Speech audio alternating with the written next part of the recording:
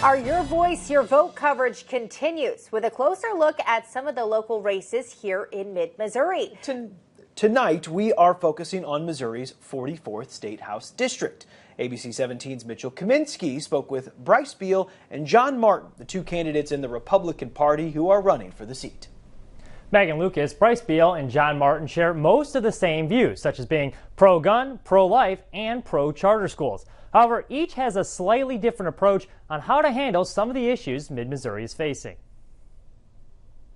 For the first time since 2017, someone other than Cherie Tolson-Reich will represent Missouri's 44th district. Bryce Beal and John Martin would each like to see the district stay red, but first must go head-to-head in the August 6th primary.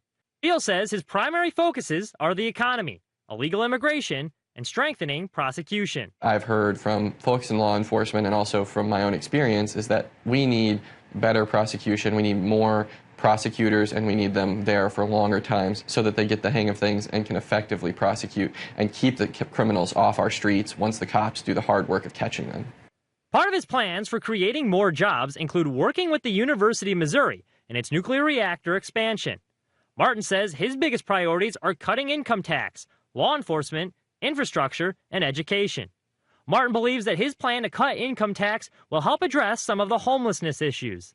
I think that homeless issues and charity, things like that, are best addressed locally. And I'm not a big proponent of all of big government programs where there's lots of welfare. So I say put more money back in the hands of individuals.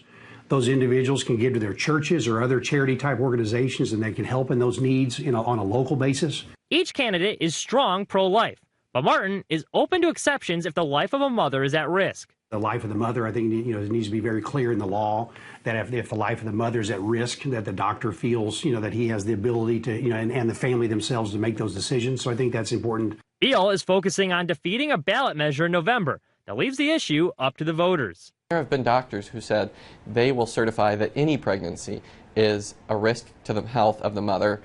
And so in that case, it's carte blanche abortion up until the time of birth. Now, we also touched on a variety of other topics, such as Second Amendment rights, and you can hear that full interview with the candidates on our website at abc17news.com.